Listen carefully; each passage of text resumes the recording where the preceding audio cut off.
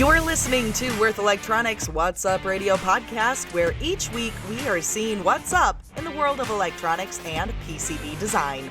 We'll be checking in with our leading industry experts and Worth Electronic technical specialists who are going to shine a light on our topics such as energy harvesting, wireless power transfer, EMI issues, and more.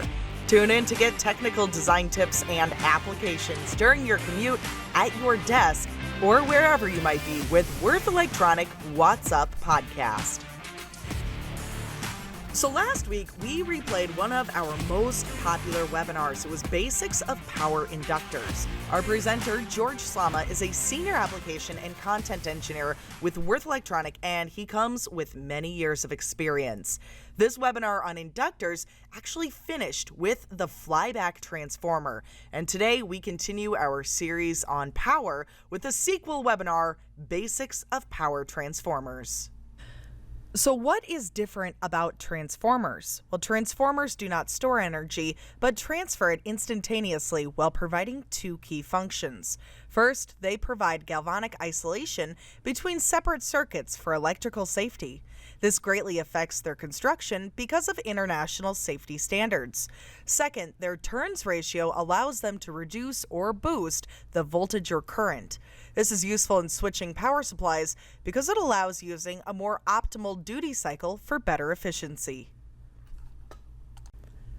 A third advantage is multiple isolated outputs. The initial benefit of size reduction from increasing the operating frequency is soon challenged by increasing skin and proximity effect, losses from multiple layers, core losses, leakage inductance, and capacitance. Now, not every power supply topology makes good use of the magnetics. Unipolar types, like the forward, only use half the core capacity, and push-pull types only use half their windings. Half and full bridge, including the LLC, make full use of the core and windings. And this session gives an overview of these important topics. I want to pick up where I left off last time when we were talking about flyback transformers, which are a type of crossover device. Then I want to get into how transformers work, a little bit about the equivalent circuit, then talk about the main parasitics, leakage and capacitance. We want to talk about core loss and winding losses, which are the major losses in transformers, and then about how transformers are used in different types of topologies. The forward converter, which is unipolar, and then into push-pull, which is bipolar, the half and full bridge, and LLC. Then I want to touch on safety agency requirements. These are photographs of Michael Faraday's induction ring from 1831. You can actually still see it at the Royal Institution in London. He's the one that got us started by discovering mutual inductance. The year 1831 is also the year James Clerk Maxwell was born in Scotland. Last time we talked about the flyback transformer. We said it was an inductor because by definition it stores energy, but because of the topology where it's using two separate inductors that share the same core, there's mutual flux. Because of that, it has the transformer property of turns ratio, and therefore the voltages and currents are proportional to each other, but unlike a transformer, they act independently. Also, a separate coil for input and a separate coil for output has the property of galvanic isolation.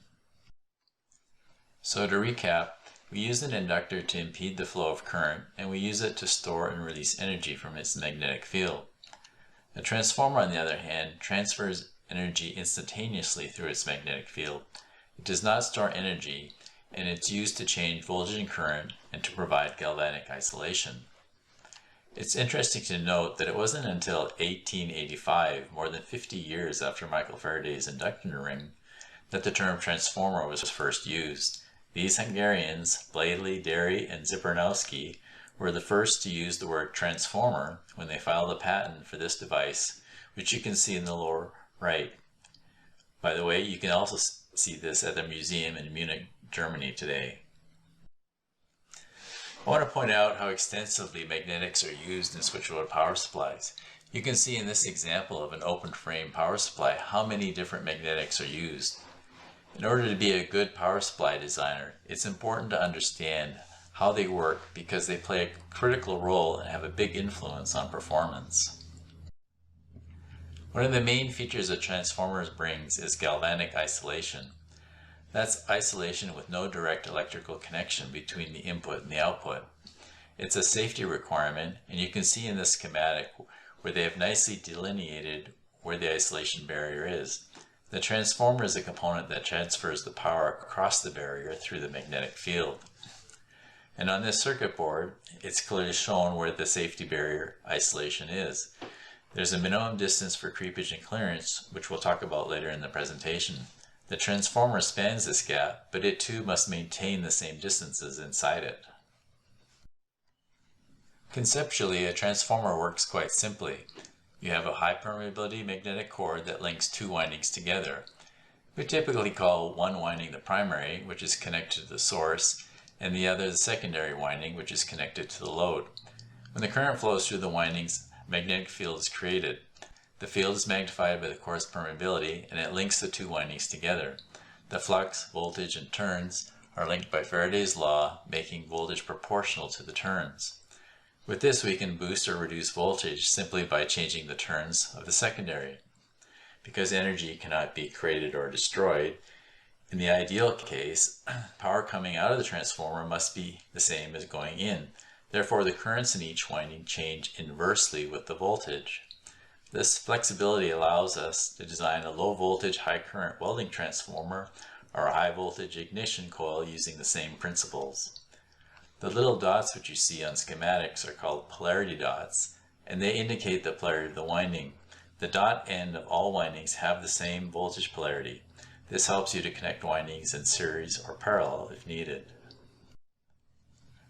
When you connect the primary to an alternating source, several things happen.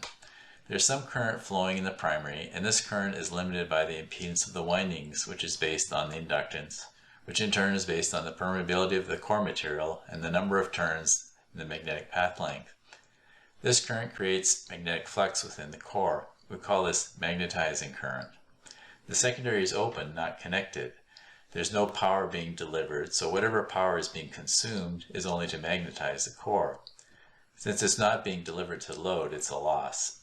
In a transformer, you want to have high inductance on the primary to have low exciting current in proportion to the load. At this stage, the alternating flux, by Faraday's law, you're going to have an induced voltage on the secondary winding. This voltage will be proportional turns ratio between the two windings. Now when a load is connected, it starts to draw current. That current creates its own flux. The impedance of the load is reflected back to the primary, which will lower its impedance to the source, causing more current to flow in the primary. The circuits immediately balance according to the turns ratio. The interesting thing about a transformer is this. When we design a transformer, we determine a maximum operating flux based on volt-seconds, not current. We want the magnetizing current to be small, but current creates flux, and by loading the transformer, we increase this flux, often more than tenfold. This flux could easily saturate the core if it were not for the fact that the flux created by the primary and the secondary windings are opposite, and they cancel each other, leaving us with the net flux of the magnetizing current. That's the blue, red, and orange arrows are trying to illustrate. It's one of the great things about transformers. No matter what the load, the transformer will not saturate. You just have other problems. Another thing about polarity dots, if the current is flowing in a polarity dot in the primary, then it's going to be flowing out the polarity dot in the secondary. You can also see a transformer can work both ways. There's no particular reason why you can't flip the source and load around, and the same principles apply. In this case, the transformer would be step up the voltage. The transfer of energy is not perfect. There are many parasitic elements we have to deal with.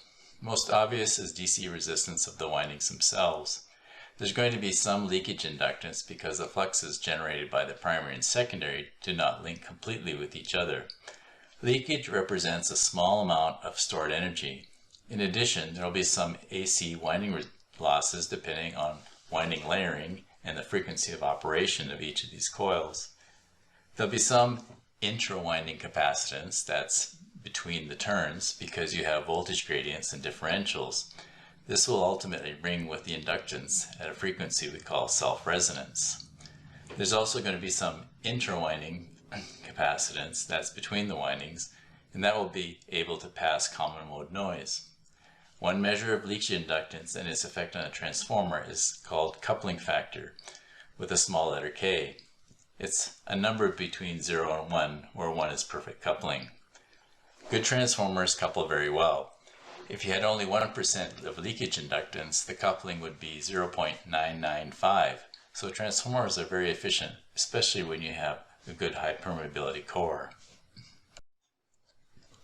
Here's a basic lump element equivalent circuit of a transformer. We're trying to show the basic features that would be involved in an equivalent circuit without getting into any great detail about each element. First, we split out the windings and apply the turns ratio to the perfect transformer. The nomenclature for turns is capital N subscript P or S for the individual windings. The ratio is written with a small letter n, such as n:1 or 1:n. There's no standard as to which winding is a reference, but typically you'll find the winding with the fewest turns is the reference. In a step-down transformer, the secondary would be 1. In a step-up, the primary would be 1. Just be careful when you're reading the literature. We have the magnetizing inductance, which we showed you earlier. So you can see that it is in parallel with the output, so the current flowing through it is not going to deliver any power to the load. Same thing with the core loss, where we use RC to represent the losses from the core itself. Again, any current that flows through this path is not contributing to the output, so it's a loss element that we're trying to minimize. We have the leakage inductances as I showed you in the previous slide. They're in series, and as inductors they do store some energy, which becomes a source of voltage spikes. The winding resistances RP and RS include both the AC and DC resistances together.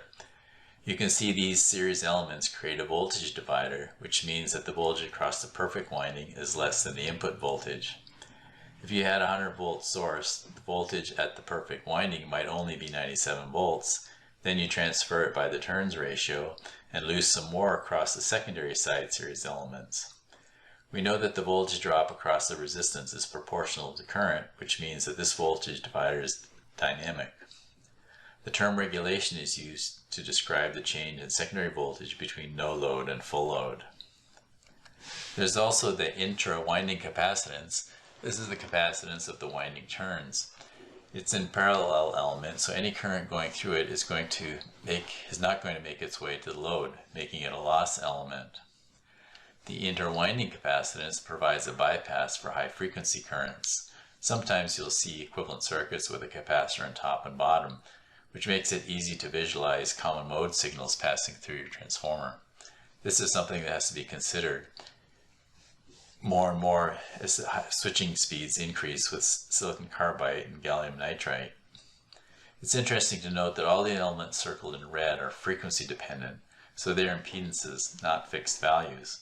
The only thing that is fixed is the DCR, but there is an AC component to this winding resistance, and that would be frequency dependent.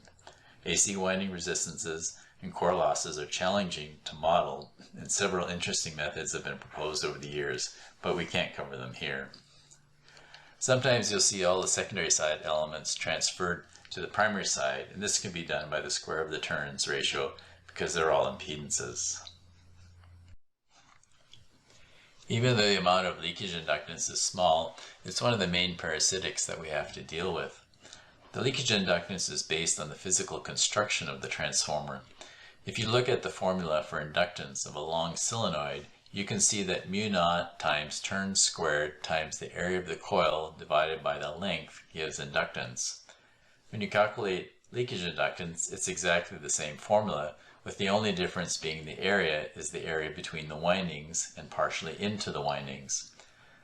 This is illustrated here where H INS is the thickness of the insulation. The permeability of copper is practically the same as air and the insulation, so we take 1/3 of each winding height. Summing these and multiplying by the mean turn length of the insulation gives us the area. From this, we get an approximate calculation. Note that there's no core involved with this. What are the effects of leakage inductance? There are two effects, one with the current and one with the voltage. It delays the transfer of power.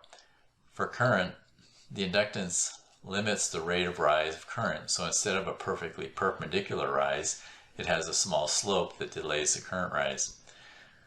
While this is happening, there are losses during the transitions before the fully on state. On the voltage side, when the switch turns off, the energy in the leakage inductance has to come back into the circuit, and it usually manifests itself as a spike across your switch or diode. If it's too big, it could destroy your semiconductor, so you may need to put a snubber across it. Doing so usually results in dissipating the energy as heat, wasted energy again. There are only 3 ways to reduce the leakage inductance. You can see them by looking at the formula for inductance.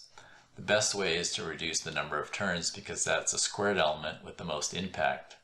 Unfortunately, that's often the one thing you can't do, so you're left with the other 2, which are to reduce the area, the space between the windings, or increase the winding length.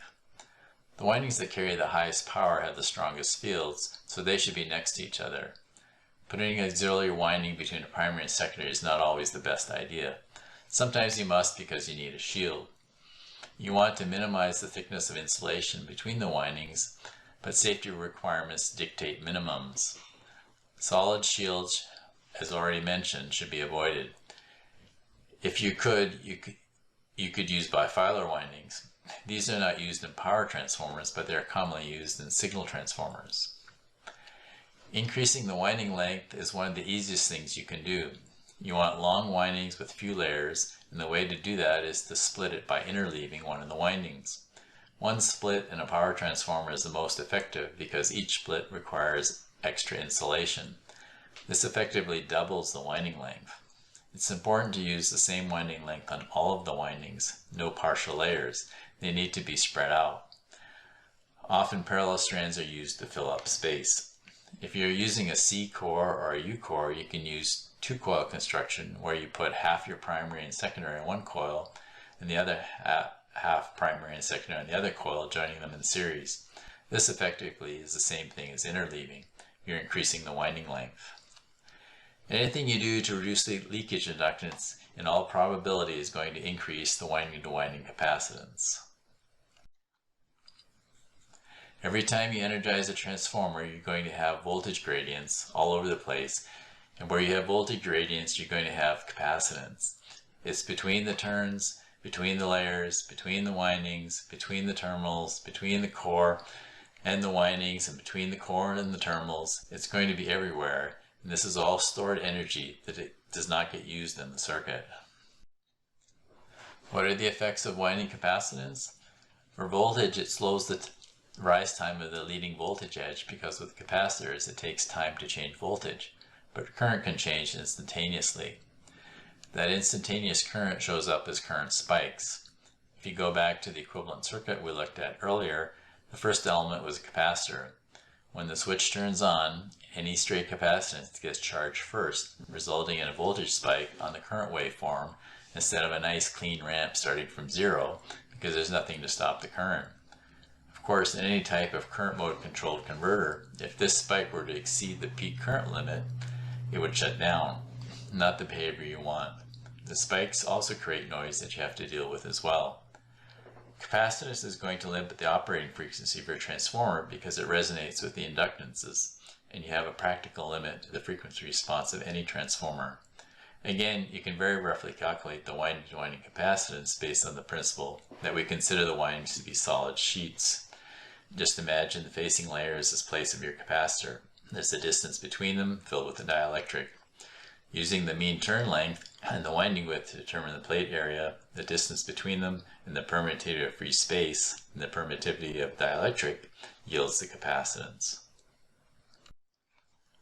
To reduce winding self-capacitance, changing the permittivity of your insulation is one option, but most insulation materials are pretty similar, but it's still an option. We want to reduce the area if we can by reducing the winding length. We wouldn't want to interleave it. If we can make the part smaller, it would reduce the mean turn, which would reduce the area. Increase the distance between windings as much as possible by using extra thicknesses of insulation. The use of interlayer insulation between each of the individual layers in a winding reduces intra-winding capacitance, as does using heavier enamel.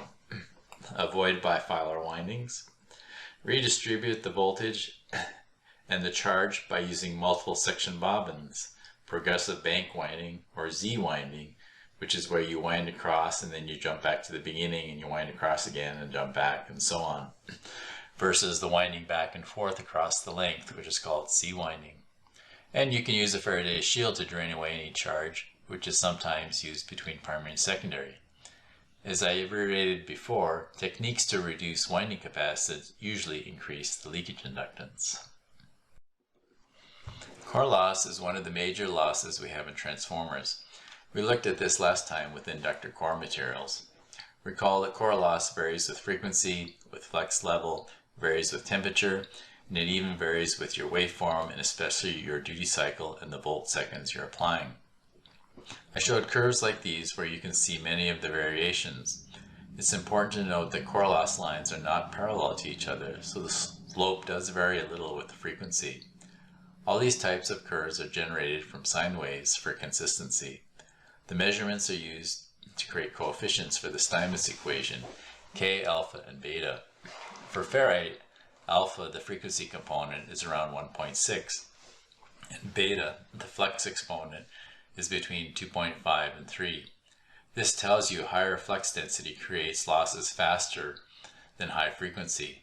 Most transformer designs are core loss limited, which means they do not operate at the maximum possible flux density because the core losses are too high.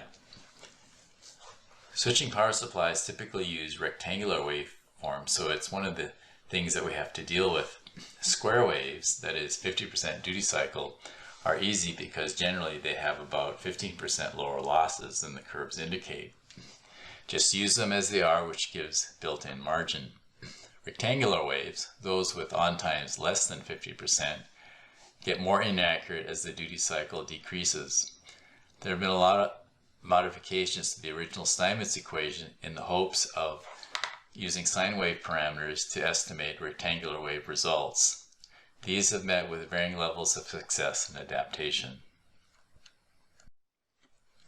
We covered a lot about cores in the inductor session, so here I only want to touch on a couple things about ferrite cores, which are the most widely used for switch mode power supplies.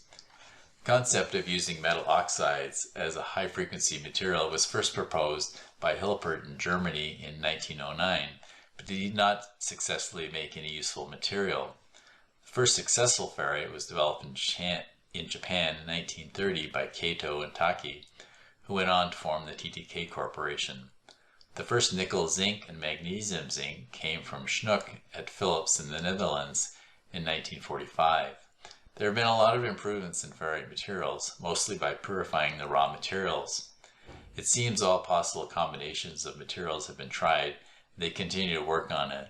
The thing most people do not appreciate about ferrite is that the composition of the material only affects some of the properties, and other properties are affected by the processing. This means if you process the same composition two different ways, you'll have two different characteristics. These two charts illustrate the dilemma core material manufacturers face with regard to producing new compositions. These are topographical graphs that, in this case, show the initial permeability of the material based on the varying composition of three elements. The one on the left is nickel zinc, and the one on the right is sendust, powder material. In both cases, there's only a very narrow specific ratio that gives the peak permeability. Any slight deviation in permeability falls off by orders of magnitude. The result of this is coming to the point where one property is dominant, so you must choose. On the left chart, the vertical axis is iron oxide and the horizontal axis is magnesium oxide, and the resulting materials are grouped into two categories: low power loss or very high permeability. You can't have both. On the right are the four main areas of material optimization. Moving to one quadrant means giving up some of the other properties of the other quadrants. This is because only incremental improvements can be made in materials. However, all is not lost. In reality, you often only need one of them to be the best. An example would be a high-frequency transformer. In all likelihood, it'll be core loss limited, so a high BSAT is irrelevant. This chart shows performance factor. Performance factor is a product of frequency times flux density at a particular core loss level. In this case, 500 milliwatts per centimeter cubed at 100 C. Frequency is along the bottom, and it shows you that different material mixes have an optimal operating frequency. Where the lines peak is the optimal operating point for that material. Back in 1947, more than 70 years ago, Schnook postulated that due to geomagnetic resonance, there was a limit to the permeability and the operating frequency of ferrite. It translates to the higher the operating frequency of ferrite, the lower will be the permeability. This is known as Schnook's limit, and so far it's held up. You'll find that all high-frequency ferrites have low permeability. Winding losses are the other main loss in transformers. These are governed by the law of conservation of energy, which means at low frequency in DC, current flows where the resistance is the lowest. It also distributes uniformly within a conductor to minimize the I2R losses. At high frequencies, it tries to minimize the inductive energy. That's the energy transferring in and out of the magnetic field that comes from the current. And this usually results in higher I2R losses because the current does not distribute uniformly. This is the result of eddy currents created by skin effect and proximity effect. To review, skin effect is the phenomenon of current flowing on or near the surface of a conductor when there is high frequency alternating current. It generates a magnetic field, and by Faraday's law there will be induced currents, and by Lenz's law those currents will oppose the current that created them. These are called eddy currents. In the conductor you can see that on the inside they are facing the current that's creating them, therefore subtracting and resulting in a lower net current in the center. On the outside they are flowing in the same direction, adding, resulting in higher current. This results in a distributed current density within the inductor. This finite element picture and the current density profile above it show high current density at and near the surface and low density in the center. This is why at microwave frequencies conductors are tubes. Skin depth, as defined by this formula, where ρ is the resistivity material and mu is the permeability of the material, is the depth at which the current density has fallen to 36.8% of the surface density. Because resistivity increases with temperature, we want to use the 100 C value in calculations. Skin depth for copper at 100 C in millimeters is simply 76 divided by the square root of the frequency. The key point to understand about skin effect is that it's defined for a conductor well away from the influence of any other magnetic fields. However, in transformers we have wires and windings that are side by side. This is where proximity effect comes into play, where the current in one conductor is influencing the neighboring conductors. If we take two wires with current flowing in the same directions, the wires will attract because the magnetic fields at the interface are going in the opposite direction, canceling each other, and there's no force between them. When the currents are flowing in the opposite direction, the wires repel because the magnetic fields of the two wires add at the interface, creating an area of high field intensity. I should clarify that in order to make it easier to illustrate, in the conductors above and in the following slides, I'm using conductors whose thicknesses or diameters are much greater than skin depth. In a transformer we have both situations. Within windings the currents are flowing in the same direction. Between the windings, that is between the primary and secondary windings, the currents are flowing in opposite directions. This finite element cross-section of windings illustrates the combined effect. What you see is one winding in the center, we'll call it the secondary, with 5 turns of large diameter wire, and on each side a split winding, we'll call the primary, with many turns of finer wire. The colors represent current density, with red being the highest. In the center winding, the side-by-side effect shows little current in the adjacent turns, and the current is concentrated on the facing surfaces. There's little benefit from the large copper area. The smaller primary wire shows less of the side-by-side effect, which indicates smaller wires are better. The proximity effect plays a far greater role in transformers. It's possible to calculate the effects of these eddy currents using Dowell's equations, which gives us a multiplier for the resistance so we can determine the winding losses. In a transformer, almost all the magnetic flux is in the core because of its high permeability. In the winding space, the permeability of the conductor, the insulation, and the spaces are practically the same. There is leakage flux and flux created by the winding currents. To simplify, I'm showing here a cross-section of a transformer with 3 foil turns for the primary on the left and 3 foil turns for the secondary on the right. The crosses and points indicate unit currents and the direction, in or out of the screen, with the number indicating the magnitude. If we trace the flux path, the blue line, around the winding, we have to conclude that most of the magnetic force is concentrated in the area between the windings. The field intensity between the turns is the product of the number of turns and the current divided by the winding length. From our last session on inductors, this is like the gap. As we trace paths through the cord and around the increasing number of turns, we see that the field intensity builds as we move from the right to the left, until at the interface between the primary and secondary, the field intensity is the greatest.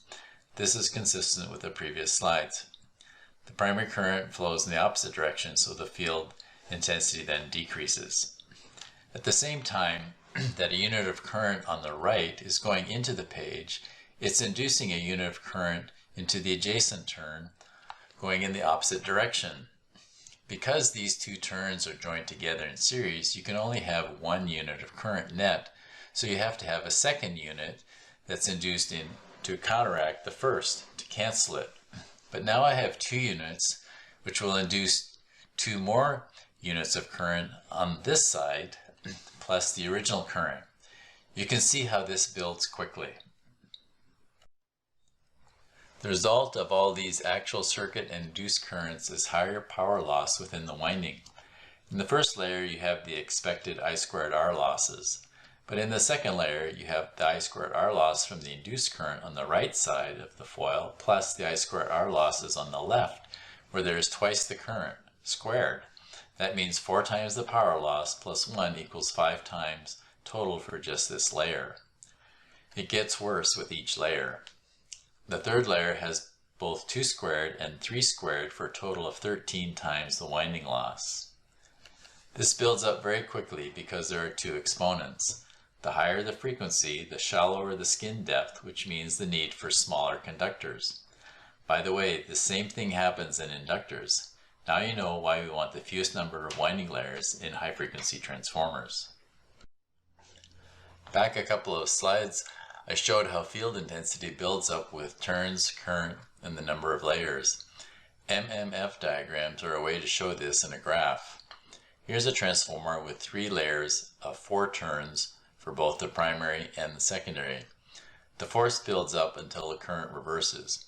You'll see how we use these for calculating AC winding losses in a moment, but first I want to point out that the leakage inductance is stored energy, and the highest energy will be there where the greatest field intensity is, which is exactly between the primary and secondary winding. Sometimes shields are placed in this spot to either reduce the capacitance as a Faraday shield or for safety. Either way, this is the worst place because the strong magnetic field will induce eddy currents in the shield material, which is often copper foil, creating additional losses. Interleaving windings is one way to reduce the maximum MMF because it lowers the number of ampere turns per section. By splitting one winding, the MMF is cut in half, reducing the eddy currents and the leakage inductance. Thinking back to the finite element figure of winding currents I showed earlier, one interleave is the equivalent of doubling the winding length. More interleavings are not normally practical in power transformers because each primary to secondary interface requires extra insulation, quickly using up the available space. In order to apply Dowell's equations, we need to understand the concept of winding portions.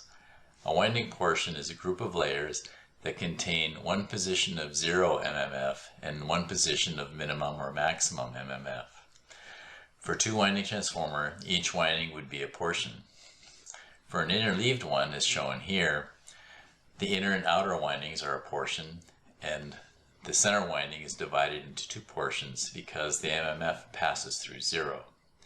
A portion is a group of layers that go from 0 to a maxima or a minima to zero and back to zero, positive or negative. In 1966 in Europe, P.L. Dowell wrote a paper, Effects of Eddy Currents in Transformer Windings, where he applied the mathematical approach used to derive eddy currents in motor armatures to transformers, specifically signal transformers. At the time, switching power supplies were in their infancy. The first commercial 20 kilohertz switcher came out the following year, and it would be another 10 years before the first dedicated controller IC was built. To calculate the equivalent AC resistance, Dowell made simplifications to reduce the problem to one dimension. He made wise choices because we're still using the method nearly 60 years later. After determining portions, we need to reduce the windings to the equivalent foil layers. Starting with round wire, we convert it into square wire of the same cross-sectional area. The next step is to combine the squares into one equivalent foil. This reduces the winding length, so we need to stretch it, but by doing so with the same thickness, increases the area and reduces the resistance. To compensate, we calculate a porosity factor, F sub L, based on the number of turns in the layers times the wire height divided by the winding length. Finally, we can calculate phi, which is the ratio of the layer height times the square root of porosity over the skin depth. This is the equation which gives the ratio of AC resistance to DC resistance. You'll see this in a lot of literature in various similar forms.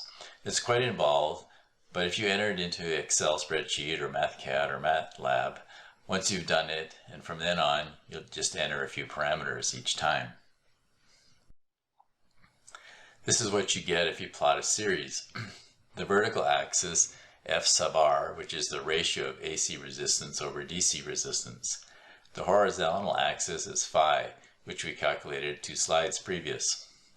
The lines represent different numbers of layers in the winding portion, including a few with half layers.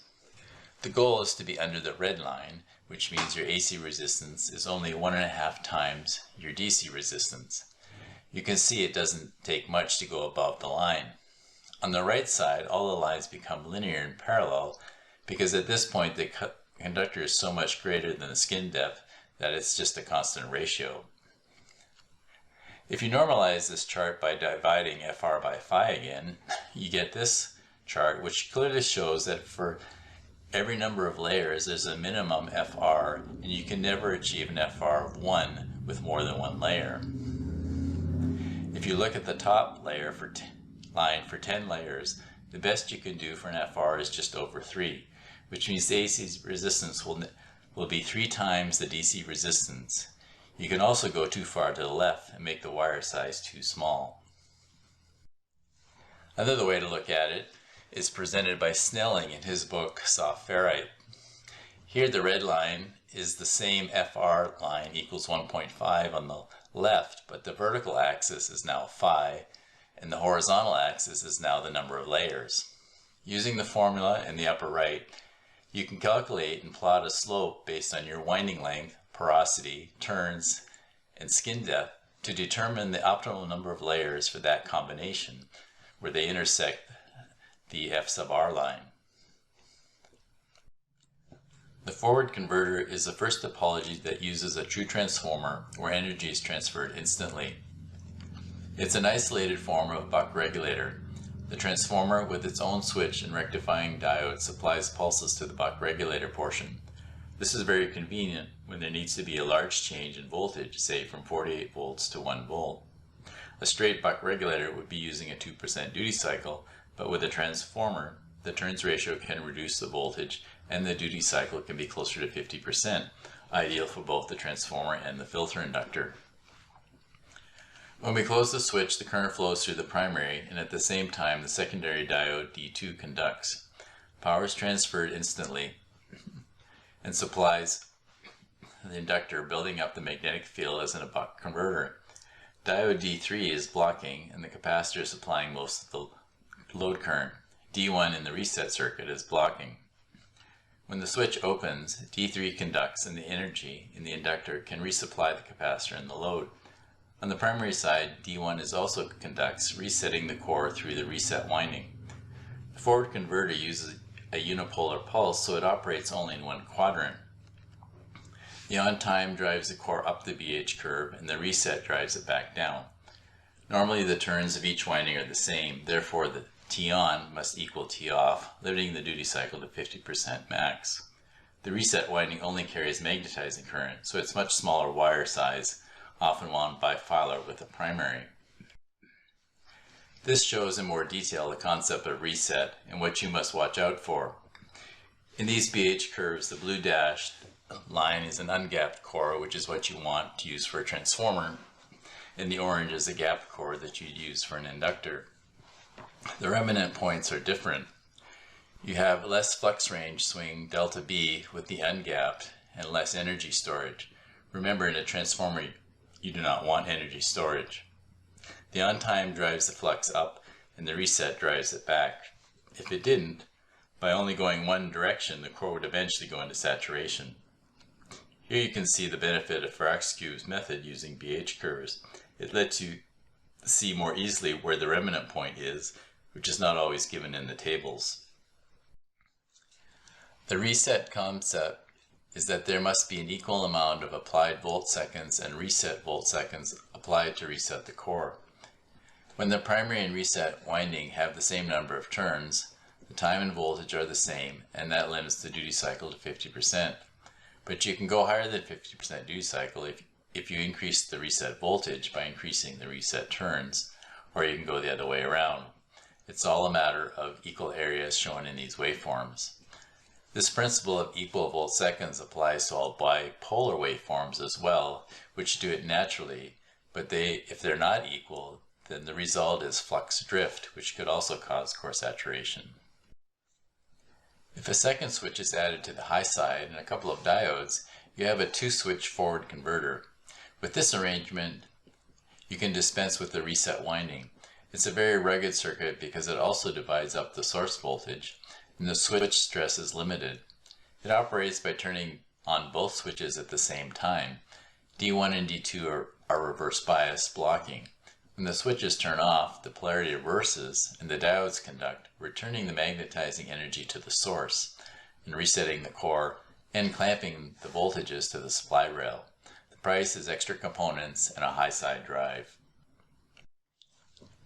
Moving on, this is the push-pull circuit. It's the first circuit to make full use of the BH loop, going plus and minus on the curve. You can see it's like two forward converters back to back. You can always recognize it because a transformer will have a center tap so that both switches can be referenced to the low side. Only one switch operates at a time, alternatingly. When Q1 is on, D1 is conducting, and when Q2 is on, D2 is conducting. During the off periods, both diodes conduct as freewheeling diodes. Again, the entire secondary is a buck regulator. The drawback of this circuit from a transformer point of view is we're only using half of the windings at any one time.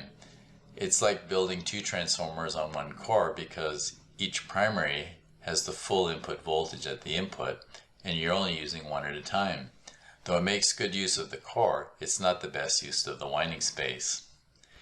In all the topologies with bipolar waveforms, you'll find a 2 in the denominator of the flux formulas because the formulas are for B max. The 2 divides delta B, the full flux swing, in half. The half bridge is a great improvement because now we're using the full BH curve and we're making full use of the winding space. But you need 2 capacitors to divide the input voltage in half, and then you switch between the top half and the bottom half, fully reversing the voltage on the winding to make it bipolar for each half cycle. With only the half of the voltage on the primary side, the turns will be lower, but this is offset by the higher currents requiring larger wire. On the secondary side, you have the standard LC filter with the diode bridge also acting as a freewheeling diode for the inductor. Overall, a good and popular topology. The full bridge is used for high power. It has 4 switches that alternate between S1 and S4 on together and S2 and S3 on together to apply and reverse the full input voltage on the primary. This helps reduce the currents. It makes full use of the BH curve and full use of the winding space, but controlling and driving the switches is more complicated. The LLC is interesting. It's usually implemented as a half-bridge circuit and usually follows a power factor correction stage, which pre-regulates the input voltage. This is because in an LLC converter, the duty cycle is fixed and you regulate by modulating, by changing the frequency around a resonant point. The switches operate at close to 50%, which is the best pulse width. The resonant circuit is formed by the leakage inductance and the resonant capacitors, which gives it a sinusoidal-like waveform, which helps reduce losses.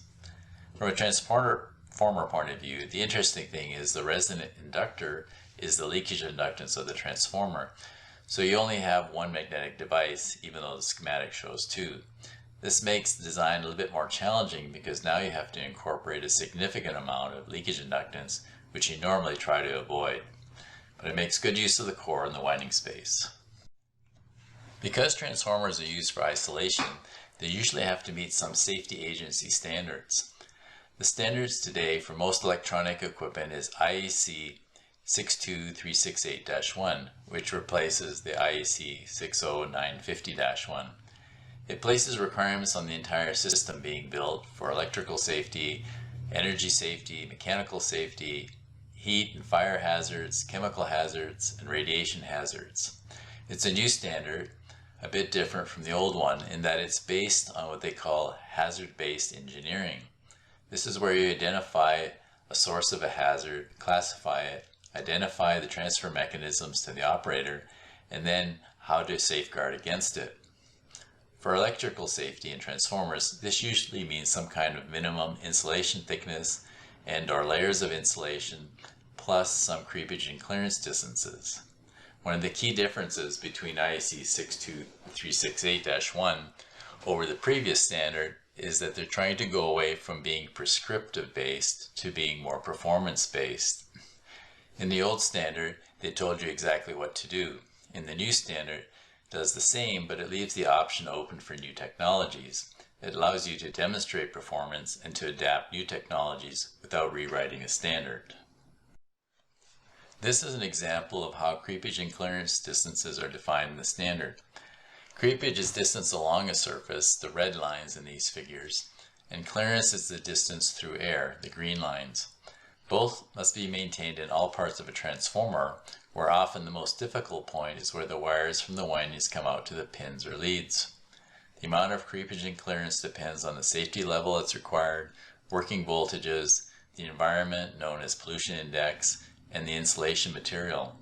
Some insulation materials are more conductive than others, and this affects the distances allowed. In the bottom left figure, the arrow points to what would be tape. Tape has insulation value if you're going perpendicular through the surface, the thickness, but not along the surface. Margin tape in transformers is only used to provide mechanical distance. The many details for determining creepage and clearance are outlined in tables like this. This one is from IEC 61558-1. This is page 1 of 3, and there are 3 sections like this depending on what you're doing.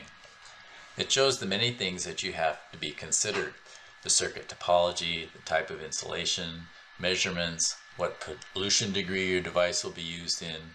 All these different working voltages require different creepage and clearance distances. There's also distance through insulation, there's solid insulation, and there's thin sheet insulation. All these have to be considered when you're designing a transformer after you've figured out a core, turns, and wire size. The net result is a larger transformer to accommodate all this insulation. If the previous wasn't enough and you need your transformer to be a UL recognized component, there's an extra step. You need to follow an approved insulation system for the appropriate temperature class. These systems comprise of a group of materials that UL has tested and verified that they work together for some temperature class. The point is to verify that the mix of different materials are compatible with each other and will not degrade one another at the rated temperature. One of the interesting things about these systems is that they are independent of the safety standards. The safety standards like IEC 62368-1 might require 3 layers of insulation tape, But if you adopted this particular insulation system shown here, and you were using 3M number 56 tape, you'd have to have 5 layers of tape to meet the interwinding insulation. The insulation system will dictate exactly what materials you're allowed to use together, but it might have greater requirements than the safety standards, which of course the safety standards say are only minimums. You must use whichever is greater. The other interesting thing about insulation systems is often you'll see, for example, a 130-degree Class B material like tape allowed in a 155-degree Class F system. This can be helpful in certain situations. In summary, transformers appear to be simple devices that are made from just some copper, insulation, and a core. But in reality, there's a lot going on under the hood that makes them work properly in any application. On top of the magnetics design, safety agencies add many additional requirements. It's often not appreciated how much the mechanical and manufacturability aspects play a crucial role in a successful design.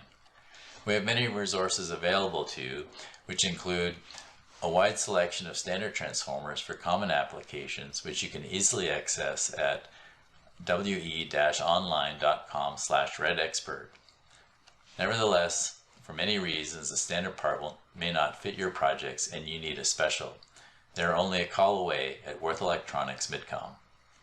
This podcast was taken from a recent Worth Electronic webinar. To view the materials and replay the webinar on demand, click the link attached in this podcast. You're listening to Worth Electronics What's Up Radio podcast, where each week we are seeing what's up in the world of electronics and PCB design. We'll be checking in with leading industry experts and Worth Electronic technical specialists who are going to shine a light on some interesting topics such as energy harvesting, wireless power transfer, EMI issues, and more. Tune in to get technical design tips and applications during your commute, at your desk, or wherever you might be with Worth Electronics What's Up podcast.